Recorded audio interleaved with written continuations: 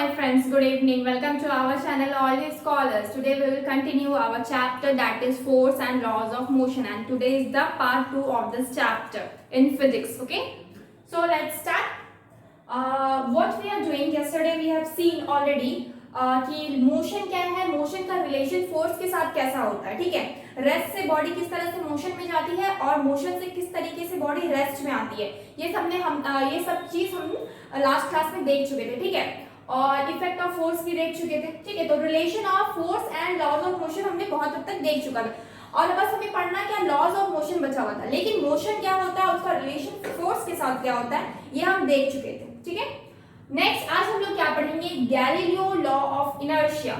सबसे पहले laws of motion पढ़ने के लिए जरूरत है कि हम गैलीलियो के सिद्धांतों को, गैलीलियो के लॉज को अच्छी तरह से समझें, तब जाके हम न्यूटन के लॉज ऑफ मोशन को समझ पाएंगे. और हम लोग को क्यों जरूरी होता है लॉज ऑफ मोशन पढ़ने से पहले गैलीलियो का लॉ ऑफ इनर्शिया पढ़ना, ये हम आज देखेंगे. ओके, तो न्यूटन के लॉज ऑफ मोशन देने से पहले गैलीलियो ने क्या कर दिया था, लॉज ऑफ इनर्शिया दे दिया था. और इनर्शिया, लॉज ऑफ इनर्शिया क्या होता है, if a body is at rest it remains at rest. अगर बॉडी रेस्ट में है, यानी कि मूवमेंट में नहीं है, बॉडी रेस्ट में है, वो रेस्ट में ही रहना चाहती है.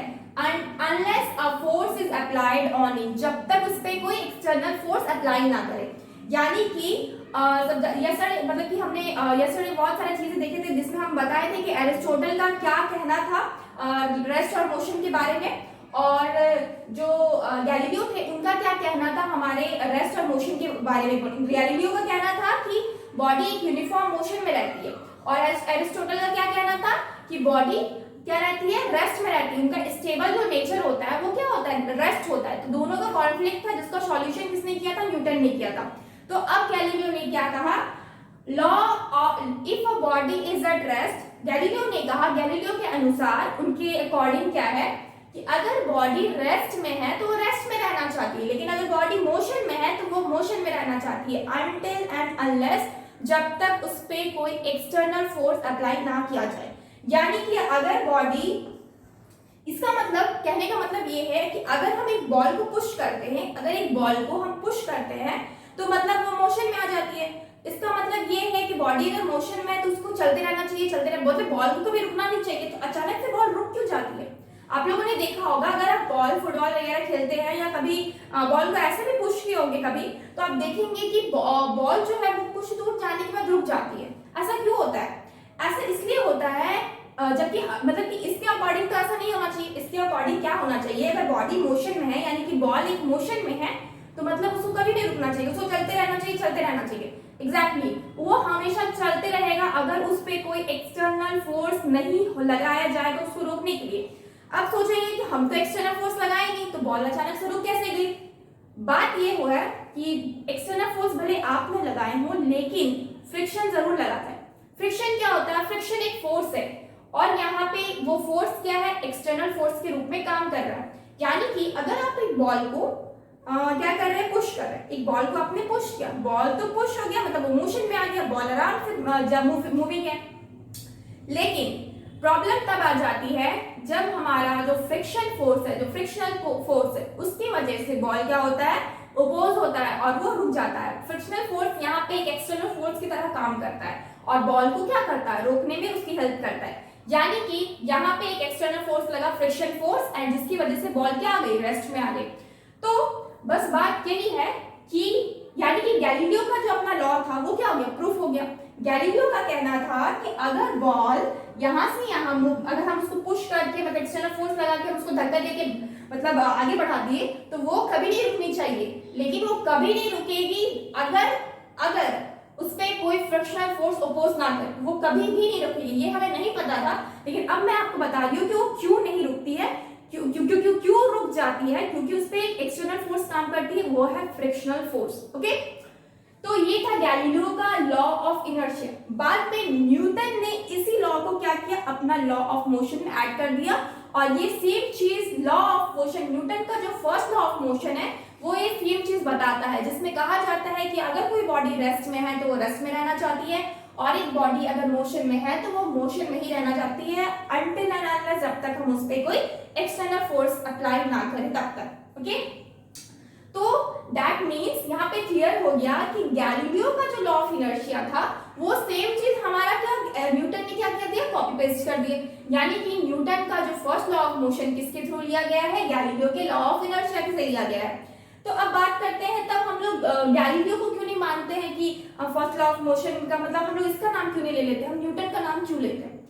इसके पीछे भी वजह है। वजह ये है कि गैलीलियो ने क्या सिर्फ एक आपका लॉ दिए थे, जबकि न्यूटन ने क्या दिए थे, न्यूटन ने लॉ मोशन के लॉ के तीनों लॉ दिए थे। यानी कि न्यूटन ने क्या कहा था कि तीनों लॉ, न्यूटन के अकॉर्डिंग तीनों लॉ उसने प्रूफ भी किया था, तीनों लॉ उसने दिए भी थे। तो इसीलिए हम न्यूटन को जानते हैं क्योंकि इसने तीन लॉ दिए थे। और जबकि गैलीलियो ने क्या किया था, सिर्फ और सिर्फ एक ही लॉ दिया, और वो है लॉ ऑफ इनर्शिया, जो कि इक्वल टू है किसके, न्यूटन के फर्स्ट लॉ के। अब बात करते हैं सिर्फ इसी वजह से क्या मतलब डिस्क्रिमिनेशन इस तरीके से हुआ, नहीं, ऐसा भी नहीं है। इसके अलावा भी गैलीलियो ने ये क्या नहीं किया था, मैथमेटिकल एक्सप्रेशन प्रूफ नहीं किया था किसका, फर्स्ट लॉ का। तो गैलीलियो ने नहीं किया था मैथमेटिकल एक्सप्रेशन प्रूफ, जबकि न्यूटन ने ऐसा कर दिया था। इसकी वजह से हम न्यूटन को याद रखते हैं लॉ ऑफ मोशन में, ठीक है। इसलिए हम न्यूटन को याद रखते हैं लॉ ऑफ मोशन में कि न्यूटन ही है जो मतलब लॉ ऑफ मोशन के दिए थे, ठीक है, न्यूटन ही इस चीज को दिए थे। अब फिजिक्स और मैथ तो साथ साथ चलता है, तो सबको पता है, तो मैथमेटिकल एक्सप्रेशन बहुत इंपॉर्टेंट हो जाता है फिजिक्स में, ठीक है। अगर मैथ्स अगर ना हो तो फिजिक्स का कोई मतलब नहीं रहता, क्योंकि आधे से ज्यादा फिजिक्स क्या है, मैथ्स है। तो इसीलिए मैथमेटिकल एक्सप्रेशन बहुत बहुत ज्यादा इंपॉर्टेंट हो जाता है। और इसी वजह से क्या होता है कि हम गैलीलियो को ना याद रख के हम क्या किसको याद रखते हैं, न्यूटन को याद रखते हैं लॉ ऑफ मोशन के केस में, ओके। अब बात करते हैं, यहाँ एक वर्ड आता है इनर्शिया, ठीक है। इनर्शिया, इसका मतलब तो पता नहीं होगा क्योंकि ये फर्स्ट टाइम सुन रहे हैं। हम लॉस जरूर सुने हैं, हम मोशन जरूर सुने हैं, हम फोर्स जरूर सुने हैं, पर ये इनर्शिया वर्ड नहीं सुने। ये इनर्शिया होता क्या है, इनर्शिया किसके अंदर होता है, एक्चुअली कोई फोर्स है या फिर कोई और चीज है, अब हम जानेंगे इनर्शिया क्या है। लेकिन उसके पहले हम ये जान लेते हैं कि इसका डेफिनेशन क्या है और इसमें हम लिखते क्या है सबसे। और ये आया कैसे, इनर्शिया चीज जो है आया कैसे और किसके थ्रू आया, तो नाम से पता चल रहा है गैलीलियो के थ्रू आया, ये तो कंफर्म है कि गैलीलियो के थ्रू आया है। लेकिन अब हम लोग इसका डेफिनेशन पढ़ लेते हैं। The property of an object by virtue of which it neither changes its states nor it tends to change the state is called the inertia। इसका मतलब ये है कि वैसी प्रॉपर्टी किसी भी ऑब्जेक्ट यानी कि कोई भी बॉडी की ऐसी प्रॉपर्टी जो क्या हो, ना तो अपना स्टेट चेंज करे, ना ही टेंस करे कि वो अपना स्टेट चेंज कर सकती है, ठीक है। यानी कि कोई भी बॉडी है, आई रिपीट, ऐसा कोई बॉडी जो मतलब ना तो वो अपना स्टेट चेंज करे, ना ही वो ये टेंट करे कि हम अपना स्टेट चेंज कर रहे हैं, उस प्रॉपर्टी को हम क्या बोलेंगे, इनर्शिया बोलेंगे। Tends to change the state is called the inertia. State मतलब अपनी अवस्था, आप जिस पोजीशन में है उसी में आप रहना चाहते हैं जब तक आप पे कोई एक्सटर्नल फोर्स ना लगाया जाए। तो बॉडी की वो प्रॉपर्टी जिसकी वजह से वो वहां रुकी रहना चाहती है, मतलब कि वो अपने स्टेट को मेंटेन करना चाहती है, उसको हम क्या बोलते हैं, इनर्शिया बोलते हैं, ठीक है। उसको हम क्या बोलते हैं, इनर्शिया बोलते हैं। अब मतलब समझ में ये चीज आ रहा है कि इनर्शिया बॉडी के अंदर ही है, बॉडी के बाहर नहीं है। इससे हमें क्या पता चल रहा है, इनर्शिया हर एक बॉडी में है, हर एक ऑब्जेक्ट में है, बॉडी के अंदर है, बॉडी के बाहर नहीं है, ठीक है। यानी कि एक्सटर्नल नहीं है। जिस तरह से फोर्स क्या करते हैं, हम एक्सटर्नली लगाते हैं, लेकिन क्या है, इनर्शिया अंदर ही है, इनबिल्ट है, वो बाहर नहीं है, ठीक है। It is the inherent property of each object। ये क्या है, एक inherent property है एक ऑब्जेक्ट का, मतलब कि उसके अंदर की प्रॉपर्टी है, ठीक है। क्या हम एक बार फिर से रिपीट कर रहे हैं, the property of an object, वैसी property by virtue of which it neither changes state, यानी कि वो अपना ना स्टेट चेंज करता है, इस प्रॉपर्टी की वजह से, जिसकी वजह से वो बॉडी अपना स्टेट ना चेंज करता है, ना ये प्रिटेंड करता है कि हम चेंज कर रहे हैं, उसी प्रॉपर्टी को हम क्या बोलते हैं, इनर्शिया बोलते हैं, ठीक है। उसी प्रॉपर्टी को हम क्या बोलते हैं, इनर्शिया बोलते हैं। ये बॉडी के अंदर की प्रॉपर्टी है, यानी कि वो कहीं भी जाएगी, यहाँ से स्पेस को उठा दीजिए, आप जमीन के अंदर गाड़ दीजिए या फिर कोई बॉडी को कहीं भी लेके जाइए, वो प्रॉपर्टी उसके साथ चलेगी, ठीक है। जिस तरीके से आप अपना माइंड को कहीं छोड़ नहीं सकते, उस तरह से ये जो प्रॉपर्टी है इनर्शिया, ये ऑब्जेक्ट से कहीं पे छूट नहीं सकती है। अगर ऑब्जेक्ट मूव कर रहा है तो इनर्शिया उसके साथ मूव कर रही है। जिस तरीके से आपकी बॉडी में आपके बॉडी के ऑर्गन्स आपके आपने कंटेन करके चलते हैं, यानी कि आप कहीं भी जाए, रांची जाए, दिल्ली जाए, मुंबई जाए, कहीं भी जाए, आपकी बॉडी के ऑर्गन क्या होंगे, आपके साथ जाएंगे। उसी तरीके से अगर कोई भी ऑब्जेक्ट को कहीं भी आप प्लेस कीजिए, चाहे आप स्पेस पे छोड़िए, अंडरग्राउंड कर दीजिए, कहीं भी कर दीजिए, किसी भी प्लैनेट पे पहुंचा दीजिए, बॉडी की जो इनहेरेंट प्रॉपर्टी होती है वो कभी चेंज नहीं होती है, वो उसके साथ चलती है, ठीक है, वो उसके साथ चलती है। तो इसी का नाम क्या है, इनर्शिया, ठीक है, इसी का नाम क्या है, इनर्शिया। ये एक इनहेरेंट प्रॉपर्टी है, क्या है, एक इनहेरेंट प्रॉपर्टी है, ठीक है। अब बात करते हैं इनर्शिया आया कैसे और कैसे पता चला कि बॉडी के अंदर कुछ ऐसी प्रॉपर्टी भी है, ठीक है, कैसे पता चला कि बॉडी के अंदर कुछ प्रॉपर्टी भी है। हम ऊपर रफ करेंगे, if you want please take a screenshot.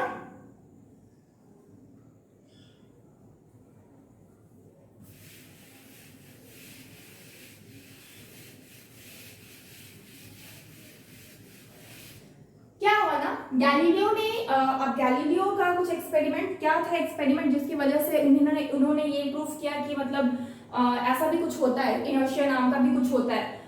तो सबसे पहले क्या है कि इनर्शिया, एक उसने क्या लिया, एक इंक्लाइंड प्लेन लिए, ठीक है, एक इंक्लाइंड प्लेन लिए, ठीक है।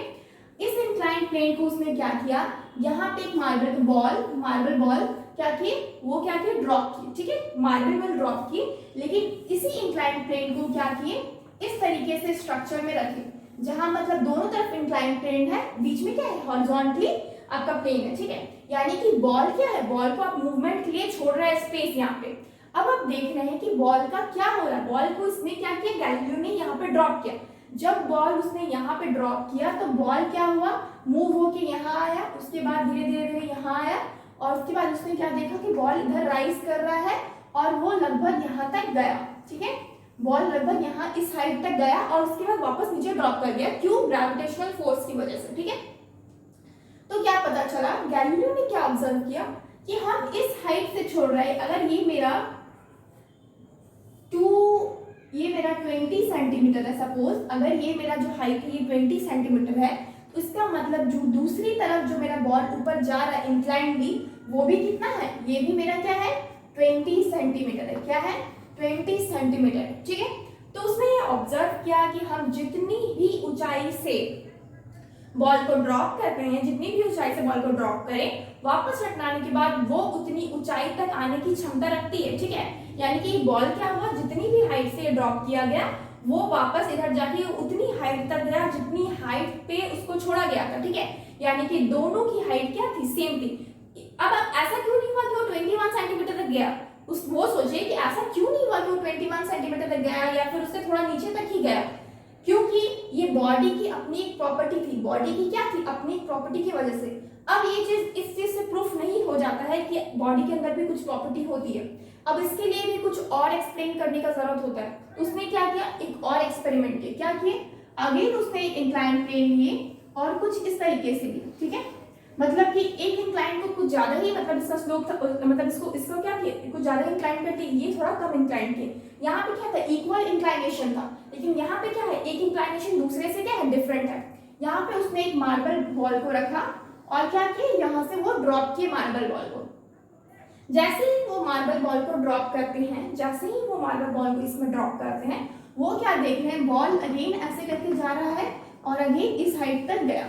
यानी कि फिर से क्या हुआ, अब आप इंक्लाइनेशन कैसे भी रखिए, ऐसे ऐसे ऐसे ऐसे, कितना भी नीचे रखिए, कितना भी ऊपर रखिए, क्या हो रहा है, बॉडी उसी हाइट को पकड़ रही है जिस हाइट से वो ड्रॉप हुई है। यानी कि अगेन ये अगर 20 सेंटीमीटर का है तो अगेन इसकी हाइट क्या आ गई, 20 सेंटीमीटर ही आई। यानी कि इससे क्या हो गया, प्रूफ हो गया क्या, कि बॉडी क्या कर रही है, अपने आप को बॉडी क्या कर रही है, उसी हाइट तक जा रही है जिस हाइट से क्या की, वो ड्रॉप हो रही है, ठीक है, जिस हाइट से क्या हो रही है, वो ड्रॉप हो रही है। तो गैलीलियो ने क्या कहा कि बॉडी क्या है, उतनी ही हाइट तक जाती है, उतनी ही हाइट तक जाती है जितनी हाइट तक बॉडी को, जितनी हाइट पे क्या किया गया, छोड़ा गया है, और उतनी ही हाइट तक वो क्या करती है, मतलब कि वापस से उठती है, ठीक है, वापस से अब मतलब जाती है तो वो उतनी ही हाइट तक जाती है। तो ये क्या हो गया, ये उसने एक्सप्लेन किया, ये गैलीलियो ने एक्सप्लेन किया, उसने देखा, उसने ऑब्जर्व किया। अब यहाँ तक भी बातें खत्म नहीं हो रही है, इसके बाद भी उसने एक एक्सपेरिमेंट किया, नीचे रफ करेंगे। Okay, if you want take a screenshot. Now next case में क्या हुआ, गैलीलियो ने क्या किया, एक इंक्लाइन प्लेन और लिए, और क्या किए, एक इंक्लाइन प्लेन और लिए, और क्या किए, बस इसमें क्या किए, दूसरी तरफ इंक्लाइन ले लिए, इसको बस हॉरिजॉन्टली रखे, यानी कि इसका स्लोप को 0 कर दिए। उसके बाद जब बॉल को यहाँ से ड्रॉप करते हैं ना, तब वो क्या देखते हैं कि हमारी बॉल क्या है, वो इधर से आती है, इधर जाती है, और वो कभी रुकती ही नहीं है, चलती जाती है, चलती जाती है, चलती जाती है। यानी कि अगर यहाँ पे फ्रिक्शन ना हो तो क्या होगा, बॉल कभी भी नहीं रुकेगी। तो हमारी जो बॉल पुश करते हैं हम उसको, वो जो रुक जाती है, वो किसकी वजह से, फ्रिक्शन की वजह से, क्योंकि फ्रिक्शन क्या करती है, बॉल को अपोज करती है, फ्रिक्शन क्या करती है, बॉल को अपोज करती है, ठीक है। तो इसी वजह से क्या होती है, बॉल रुक जाती है। अब हम क्या देखेंगे, लॉ ऑफ इनर्शिया देखेंगे। अब हम नेक्स्ट क्या देखेंगे, law of inertia. So now we will see laws of inertia. Law of inertia क्या है, डिफाइंड है यहाँ पे, an object to continue to remain in its state of rest or of uniform motion along a straight line path unless its external force acts on it। Same चीज लिखा हुआ है जो हम ऑलरेडी एक्सप्लेन कर चुके हैं कि बॉडी जो है, ऑब्जेक्ट है, वो क्या करेगी, कंटिन्यू रहना चाहेगी अपने रेस्ट स्टेट में या फिर अपने यूनिफॉर्म मोशन के स्टेट में, अनलेस जब तक उस पर क्या हो, एक्सटर्नल फोर्स एक्ट ना करे। ये हम हजारों बार समझा चुके हैं। ओके, नेक्स्ट इनर्शिया क्या है ये भी बता दी। ये क्या है, इनहेरेंट प्रॉपर्टी है।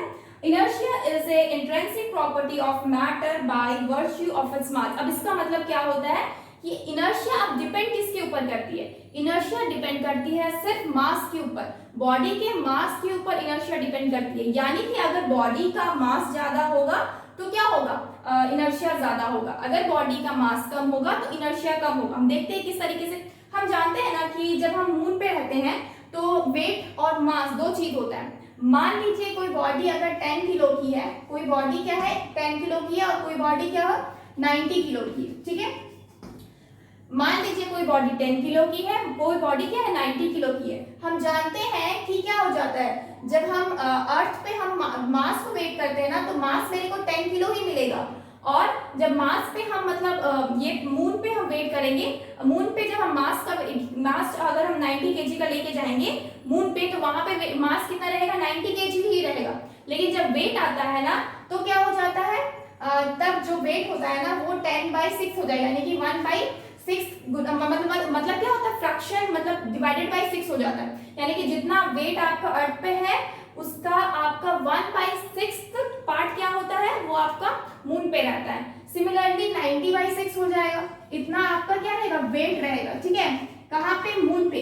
इसका मतलब मास तो हम लोग का सेम है, मास हम लोग का क्या है, वो हम लोग का सेम है, हर जगह सेम। आप यहाँ पे मेजर कीजिए, आप अर्थ पे मेजर कीजिए, मून पे मेजर कीजिए, कोई भी प्लैनेट में आप उठा के मेजर कीजिए, आपका मास क्या होगा, सेम होगा। लेकिन जो वेट होता है ना वो डिफर करता है। क्यों, क्योंकि इस पे ग्रेविटेशनल फोर्स लगता है। क्योंकि वेट पे क्या लगता है, ग्रेविटेशनल फोर्स लगता है, इस वजह से वेट डिफर करता है। अलग अलग जगह में अलग अलग ग्रेविटेशनल फोर्स की वजह से क्या होता है, आपका डिफर करता है। लेकिन मास क्या है, मास तो अंदर की प्रॉपर्टी है ना, मास क्या है बॉडी का, तो मास जो है, मास बॉडी की वजह से होता है। इस वजह से बॉडी आप यहाँ पे रखिए या जान पे रखिए या आप कहीं भी रखिए, मास कभी भी चेंज नहीं होता है, वो हमेशा कांस्टेंट रहता है। तो इसी वजह से जो इनर्शिया है ना वो भी कभी चेंज नहीं होता है, क्योंकि इनर्शिया किसके ऊपर डिपेंडेंट है, मास के ऊपर। मास कभी चेंज नहीं होता है, इसलिए इनर्शिया भी कभी भी चेंज नहीं होगा। यानी कि इनर्शिया का जो मास का जो यूनिट होता है वो क्या होता है, केजी होता है। तो इनर्शिया का यूनिट भी हम केजी मान सकते हैं, ठीक है। इनर्शिया का यूनिट भी हम केजी मान सकते हैं।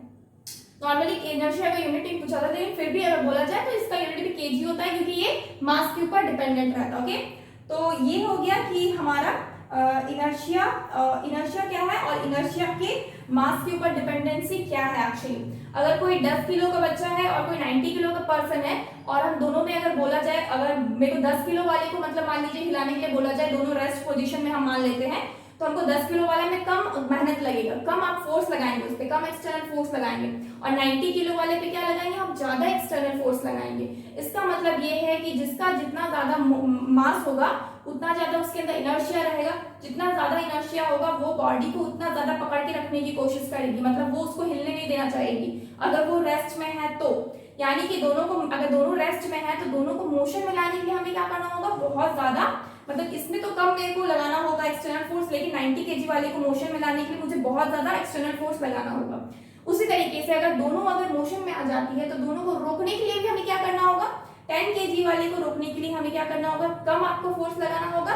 लेकिन वही 90 kg वाले को अगर आप रोकना चाहते हैं तो आपको क्या लगाना होगा, ज्यादा फोर्स लगाना होगा।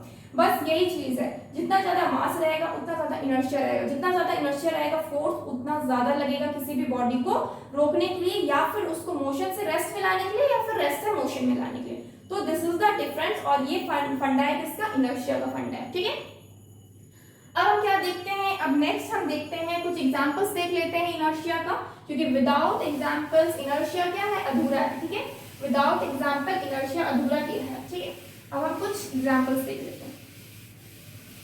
एग्जांपल्स में क्या है कि जो इनर्शिया होता है ना, इनर्शिया का पहला सबसे अच्छा एग्जांपल होता है जब हम सीट बेल्ट यूज करने बोला जाता है हम लोग को ड्राइविंग के समय, यानी कि कार वगैरह में जब ड्राइव किया जाता है या फिर बस में ड्राइव करते हैं या फिर पीछे सीट में बैठते हैं, जब भी हम मतलब ऐसे व्हीकल में हम क्या करते हैं, सफर करते हैं, तो उस समय क्या होता है ना कि हमें एक कार में नॉर्मली हिदायत दी जाती है क्या, कि हमें क्या करना होगा, सीट बेल्ट लगाना होगा, सीट बेल्ट यूज करना होगा।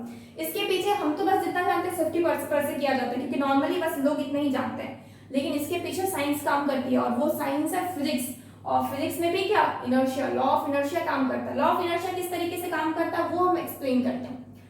हम सपोज क्या है कि हम एक बस में बैठे हुए हैं, बस क्या है, मोशन में, बस क्या है, मोशन में, बस मोशन में है क्योंकि बस चल रही है, बस मूविंग है। ठीक है, अगर हम बस के ऊपर बैठे हुए हैं तो इसका मतलब क्या हो रहा है कि हमारी बॉडी भी क्या कर रही है, मूविंग में है, यानी कि हमारी बॉडी क्या कर रही है, मूविंग में है, यानी कि हमारी बॉडी भी क्या है, मोशन में है। अब मतलब बस भी मोशन में है, बॉडी भी मोशन में है। अचानक से अब ड्राइवर क्या कर रहा है, ब्रेक लगा देगा। अचानक से ड्राइवर ब्रेक लगा रहा है, तो ब्रेक जो लगा रहा है तो इसका मतलब बस में ब्रेक लगा रहा है। तो बस में जब ब्रेक लगा रहा है तो बस क्या हो गया, अब रेस्ट में आ गया, बस क्या हो गया, रेस्ट में आ गया। लेकिन हमारी बॉडी पे कोई एक्सटर्नल फोर्स नहीं लग रहा है, हमारी बॉडी तो चाह क्या रही है, हम तो मोशन में है, हम तो चाहेंगे कि हम मोशन में ही कंटिन्यू करें जब तक मेरे पे एक्सटर्नल फोर्स ना लगे। यही है इनर्शिया का क्या लॉ है। बस तो मेरा रेस्ट में आ गई, लेकिन हमारी बॉडी अभी भी चाह रही है कि वो मोशन में ही रहे, यानी कि वो रेस्ट में नहीं आना चाहती है। क्यों? क्योंकि वो पहले से मोशन में है, और हमारी बॉडी, किसी भी बॉडी या ऑब्जेक्ट का यही फंडा होता है कि बॉडी जिस भी स्टेट पे रहती है वो उसी स्टेट पे कंटिन्यू रहना चाहती है। हमारी बॉडी क्या चाहती है, हम मोशन में रहें, लेकिन अनफॉर्चुनेटली हमारी बस क्या हो चुकी है, रेस्ट में हो चुकी है। तो अब हमें क्या होगा, रेस्ट में आना होगा। अचानक से जब रेस्ट में आते हैं तो क्या होता है, हमें एक धक्का लगता है और हम आगे की तरफ क्या करते हैं, झुक जाते हैं। और ये जो झुक जाते हैं ना हम आगे की तरफ, यही रीजन है। क्या रीजन है, इसी के पीछे क्या है, लॉ ऑफ इनर्शिया काम कर रहा है। यानी कि हमारी बॉडी क्या चाहती है कि हम मोशन में रहें, लेकिन हमारी बस ऑलरेडी रेस्ट में जा चुकी है। तो हमें क्या होता है, लॉ ऑफ इनर्शिया की वजह से हमें क्या होता है, आगे की तरफ धक्का लगता है और हम आगे की तरफ क्या करते हैं, झुक जाते हैं। ठीक है, क्यों, ये रीजन है लॉ ऑफ इनर्शिया। ठीक है, ये रीजन क्या है, लॉ ऑफ इनर्शिया यहाँ पे काम करता है। तो अब बात है कि आप सेफ्टी की क्यों बात किए थे, सीट बेल्ट के बारे में क्यों बताए थे। तो हम इसलिए बताए थे क्योंकि यही चीज बोला जाता है कि जब हम आगे की तरफ झुक जाते हैं तो हम आगे किसी भी तरीके से टकरा सकते हैं, आगे कोई भी चीज अगर हो, रॉड वगैरह, तो हमारा सर पे लग सकता है, इसीलिए, या फिर आगे के मिरर में लग सकता है। इसलिए कार वगैरह में क्या बोला जाता है कि हमें सीट बेल्ट बांध लेना चाहिए, ताकि हम जब अचानक से कार वगैरह रुके तो हम क्या, आगे की तरफ जब झुकने वाले हो तो सीट बेल्ट हमें क्या कर ले, कस के पकड़ ले, ताकि हम आगे की तरफ ना झुके और किसी तरह की कोई इंजरी ना हो और कोई एक्सीडेंट ना हो और हम बच जाए। तो यही रीजन है। तो यहाँ पे क्या काम करता है, लॉ ऑफ इनर्शिया काम करता है। I hope you have understand this. Okay, इसके अलावा एक और एग्जांपल देते हैं, बेहतरीन एग्जांपल जो आप लोग अपने डेली लाइफ में यूज करते होंगे। वो क्या है, कैरम। कैरम का वर्ड आपने, कैरम आप लोग सबने खेला होगा। ठीक है, कैरम जब आप खेलते हैं तब आप देखते हैं, जब हम कैरम स्टार्ट करते हैं तो क्या करते हैं, हम सारे कॉइन्स को एक लाइन पे रखते हैं। सारे कॉइन्स को क्या करते हैं, एक ही लाइन पे रखते हैं। जब हम सारे कॉइन्स को एक ही लाइन पे रखते हैं, और जो स्ट्राइकर होता है ना, जो बड़ा सा रहता है स्ट्राइकर, जब हम स्ट्राइक करते हैं तो क्या करते हैं, हम हीट किसको करते हैं, ये लास्ट वाले कॉइन को हीट करते हैं, और ये लास्ट वाला कॉइन क्या होता है, सीधा आगे चला जाता है, और लेकिन बाकी का हम जो कॉइन है वो एज इट इज रह जाता है, यानी कि वो गिरता नहीं है, वो एज इट इज रह जाता है। ऐसा आप लोगों ने देखा होगा। तो इसके पीछे की भी जो वजह है ना, वो है इसके पीछे भी साइंस काम करती है, यानी कि फिजिक्स काम करती है, और फिजिक्स में भी क्या काम करता है, लॉ ऑफ इनर्शिया काम करता है। अब लॉ ऑफ इनर्शिया क्या करता है यहाँ पे, अब देखिए ये सारे के सारे जो कॉइन है सबसे पहले क्या है, रेस्ट में है, सबसे सारा कॉइन क्या है, रेस्ट में है, ठीक है। अब जो स्ट्राइकर हम यूज कर रहे हैं वो क्या है, वो मेरा मोशन में, जो स्ट्राइकर हम यूज कर रहे हैं वो क्या है, मेरा मोशन में। अब ये मोशन में रहती है और जिसको टकराती है किसको, लास्ट वाले कॉइन को। लास्ट वाला कॉइन क्या होता है, ये क्या हो जाता है, ये मेरा मोशन में आ जाता है, ये तो आगे निकल जाता है, ठीक है। लास्ट वाला कॉइन क्या होता है, मोशन में आ जाता है, आगे निकल जाता है। लेकिन बाकी के जो कॉइन है ये क्या चाहती है, हम अभी भी रेस्ट में रहे, हम क्यों, मतलब मेरे ऊपर थोड़ी ना हीट लगा है, हम क्यों मतलब गिर जाए, हम क्या करें, अभी भी रेस्ट में रहे, वो नहीं चाहती है कि हम मोशन में आए। रीजन इसका है क्योंकि पहले से ही कॉइन क्या है, रेस्ट में है। कोई भी बॉडी अगर अपना स्टेट अगर रेस्ट रखती है तो क्या करती है, उसी को कंटिन्यू करना चाहती है। इस वजह से क्या होता है, बाकी के कॉइन्स एज इट इज रह जाते हैं और सिर्फ नीचे वाला कॉइन निकल जाता है, क्योंकि उसको बॉडी क्या करती है, एक्सटर्नल फोर्स लगाती है उसके ऊपर। एक्सटर्नल फोर्स क्या है, वो स्ट्राइक करती है, तो एक एक्सटर्नल फोर्स है। एक्सटर्नल फोर्स लगने की वजह से वो आपका ये आपका क्या होता है, इस पे स्ट्राइक किया जाता है, इसको हिट किया जाता है, ये बाहर की तरफ निकल जाती है और बच जाता है जो जितना भी कॉइन, वो रेस्ट में रहने की वजह से, लॉ ऑफ इनर्शिया की वजह से वो रेस्ट में ही रह जाती है, ठीक है। तो ये किसके एग्जाम्पल हो गए, ये आपके कैरम का एग्जाम्पल हो गया, ठीक है। अब नेक्स्ट जो हम देखेंगे एग्जाम्पल, ये एग्जाम्पल हो गया। अब नेक्स्ट जो एग्जाम्पल हम देखेंगे वो बहुत इजी एग्जाम्पल है, डेली लाइफ में ही यूज करते हैं। सपोज एक कारपेट है, क्या है, कारपेट, और ये कारपेट क्या है, 10 से पूरा भरा हुआ है, क्या है, 10 से पूरा भरा हुआ है, एक कारपेट है। अब हम क्या जानते हैं, जो कारपेट होता है उस कारपेट पे डस्ट, ठीक है, डस्ट पार्टिकल्स इसमें मौजूद है। अब हमें क्या करना है, साफ करना है इसको, हमारा काम क्या है, साफ करना। लेकिन साफ करने से पहले ये जानिए कि कारपेट क्या है, कारपेट अभी रेस्ट में है, कारपेट क्या है, रेस्ट में है। लेकिन जो डस्ट पार्टिकल है वो भी अभी रेस्ट में है, डस्ट पार्टिकल क्या है, वो भी अभी रेस्ट में। अब मुझे साफ करने बोला जाए तो हम ऐसे तो नहीं साफ कर सकते ना। अब हम क्या करेंगे, इसको निकालेंगे, इस कारपेट को पकड़ेंगे, इसको टांग देंगे कहीं पे, और हम क्या करेंगे, एक डंडे के हेल्प से बहुत जोर जोर से इसको मारेंगे या फिर उसको जोर जोर से पटकेंगे कारपेट को।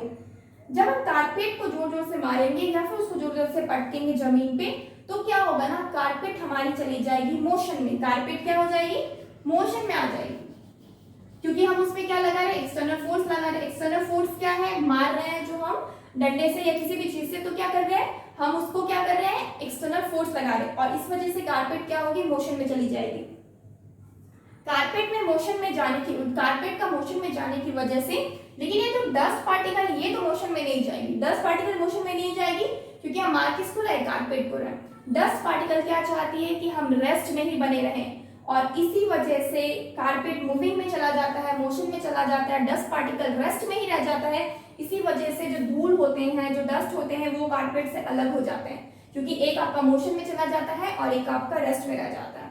तो इसी वजह से क्या होता है, आपका मतलब क्या होता है, डस्ट आपके अलग हो जाते हैं कारपेट से, and this is the reason. And इस वजह से, इस लॉ ऑफ इनर्शिया की वजह से क्या होता है, कारपेट से हम डस्ट को रिमूव कर सकते हैं, और ये हम नॉर्मली डेली लाइफ में यूज करते हैं, ओके।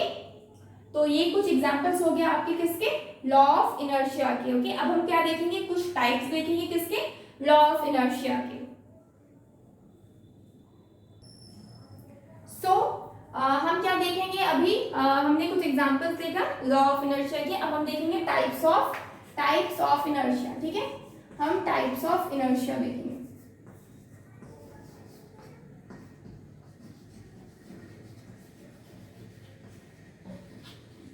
टाइप्स ऑफ इनर्शिया क्या क्या होता है, सबसे फर्स्ट है आपका inertia of rest, inertia of rest, okay. And दूसरा जो टाइप है वो क्या है, इनर्शिया ऑफ मोशन, क्या है, इनर्शिया ऑफ मोशन। ये दो टाइप्स किसके हैं आपके, इनर्शिया ऑफ रेस्ट, इनर्शिया के दो टाइप्स होगी, inertia of rest and inertia of motion. तो इनको हमको क्या करना है, डिफाइन करना है और उसके बाद इसके काफी एक्सप्लिकेशंस देखने हैं, क्योंकि इसको हम लोग सबसे ज्यादा मतलब इसको जानने से ज्यादा जरूरी है कि इसको हम लोग इसका यूज क्या क्या है, इनर्शिया ऑफ रेस्ट का यूज क्या क्या है, इनर्शिया ऑफ मोशन का यूज क्या है। साइकिल का पैडल जब हम उसमें ब्रेक मारते हैं अचानक से तो क्या होता है, हमें झटका सा लगता है, ये किसका एग्जाम्पल है, ये आपका इनर्शिया का एग्जाम्पल है। तो इस तरह के काफी एग्जाम्पल्स है जो हम इनर्शिया ऑफ रेस्ट और इनर्शिया ऑफ मोशन में देखेंगे। देखने में दोनों सेम लगता है, दोनों रेस्ट एंड मोशन दोनों का एग्जाम्पल लगभग सेम लगता है, लेकिन फिर भी डिफरेंस है। तो ये डिफरेंस हमें देखना है, लेकिन ये देखेंगे हम कल। ओके, सो स्टूडेंट्स आज के लिए इतना ही रखते हैं, और tomorrow we will do some more examples of inertia okay. अब हम लोग इसको डिफरेंस की तरह देखेंगे, मतलब ठीक है, अभी हम बस जो बताएं वो बस एग्जांपल बता दिए इनर्शिया का, लेकिन अब जो हम बताएंगे वो आप रेस्ट और मोशन दोनों को डिफरेंशिएट करके बताएंगे कि कौन सा रेस्ट का है एग्जांपल और कौन सा आपका मोशन का एग्जांपल है। So friends, please like this video and subscribe our channel. Our channel is Olly Scholars. Please subscribe our channel and download our app, that is CSCS India.com. Please download our app for more videos and subscribe our channel. For today, इतना ही रखते हैं। Goodbye, thank you and take care.